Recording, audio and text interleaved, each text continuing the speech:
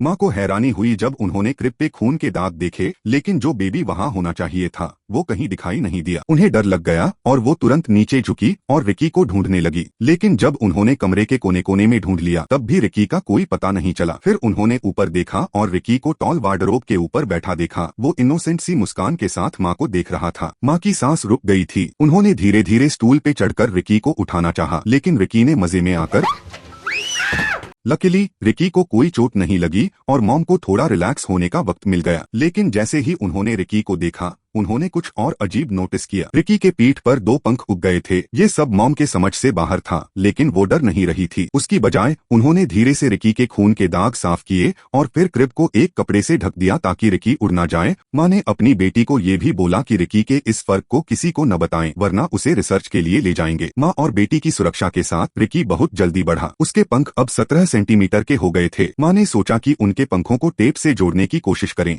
लेकिन वो काम नहीं किया। कोई और तरीका नहीं था, इसलिए माँ को अपनी बेटी के साथ रिकी के कपड़े मॉडिफाई करने पड़े। अब रिकी के पंख आजाद हो गए थे। रिकी खुशी से उन्हें फ्लैप करता और उड़ता गया, लेकिन बस एक रात के अंदर रिकी के पंखों पर फेदर्स दोबारा उग आए। इसका मतलब था कि रिकी को उड़ना सीखना था, जैसे आम बच्चे चलना सीखते हैं। काम के बाद माँ लाइब्रेरी गई और विंग्स के बारे में जानकारी ढूंढी। तब उन्हें एक बोल्ड आइडिया आया। बॉस के ध्यान न होने का फायदा उठाते हुए माँ ने एक रूलर निकाला और चुपके से टर्की के पंखों की लंबाई नाप ली। चिकन के वजन और पंखों की लंबाई का रेशियो समझकर वो जल्दी से प्रोटेक्टिव गियर स्टोर गई, एक मजबूत हेलमेट और कई प्रोटेक्टिव सप्लाईज खरीदी ताकि रिकी को उड़ते वक्त चोट न लगे। सारी तैयारी के बाद रिकी खुशी से अपने पंख फ्लैप करके उड़ने लगा। अब रिकी बहुत ऊंचा उड़ने लगा था और विंडो के बाहर की दुनिया को देखने की इच्छा कर रहा था, लेकिन जल्दी ही वो ग्लास से टकरा गया और दर्द से उसने जोर जोर से रोना शुरू कर दिया। खुशकिस्मती से वो प्रोटेक्टिव गियर पहने हुआ था, इसलिए रिकी को कोई बड़ी चोट नहीं लगी। रिकी को अच्छे से सुरक्षित रखने के लिए माँ और उसकी बहन रिकी को सुपरमार्केट ले गई ताकि वो उसके लिए और भी सूटेबल प्रोटेक्टिव गियर ले सके। रिकी घर से पहली बार बाहर गया और हर चीज से हैरान था। जब माँ और बहन ध्यान नहीं दे रही थीं, तो रिकी ने अपने कपड़े तोड़ दिए और उड़ गया।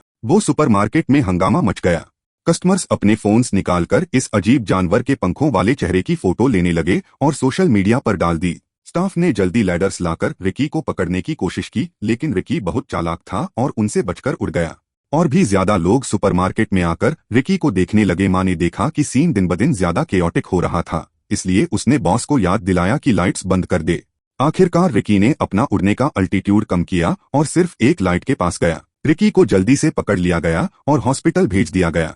डॉक्टर ने कहा कि रिकी को ऑब्जर्वेशन के लिए हॉस्पिटल में रखना पड़ेगा, लेकिन माँ के इंसिस्ट करने पर वो दोनों घर सेफली वापस आ गए। रिकी के पंखों के बारे में सब जानने लग गया था। मीडिया रिपोर्टर्स रिकी के घर के नीचे इकट्ठा हो गए थे और वो सब लेटेस्ट फुटेज लेना चाहते थे। इसने रिकी की जिंदगी को बदल दिया और कई प्रॉब्लम्स का सामना करना पड़ा। उसके जज्बात पूरी तरह से कंट्रोल नहीं हो रहे थे। वो कमरे में इधर उधर भाग रहा था और जल्दी ही चोट लगी। जब उसने अपनी बहन के चेहरे पर परेशानी देखी तो उसकी बहन ने डॉक्टर की सलाह के मुताबिक एक तरीका दिमाग में डाला और वो सीधे सर्जिकल तरीके से रिकी के पंख काटने का सोच रही थी। तो उसने धीरे धीरे सिजर्स उठाए और रिकी के पंखों को काटने लगी। अचानक से कदमों की आवाज सुनाई देने लगी। वो डर से बहन तुरंत बैठ गई और फिर सो गई। तब माँ और पापा के बीच रिकी को लेकर कुछ डिफरेंसेस हो गए। माँ चाहती थी कि वो अपने बेटे को सुरक्षित रखे, जबकि पापा चाहते थे कि उसके अजीब होने का फायदा उठाया जाए। आखिरकार माँ ने हार मान ली। उसने सोचा कि जब रिपोर्टर की जिज्ञासा पूरी हो जाएगी तो सब कुछ वैसा ही हो जाएगा जैसे पहले था। तो उन्होंने रिकी के पैर में रस्सी बांध दी। माँ ने दूसरी रस्सी अपने हाथ में पकड़ी और रिकी के पंख मीडिया रिपोर्टर्स को दिखाए। अनजाने में उन्होंने रस्सी छोड़ दी। रिकी खुशी से आसमान में उड़ गया,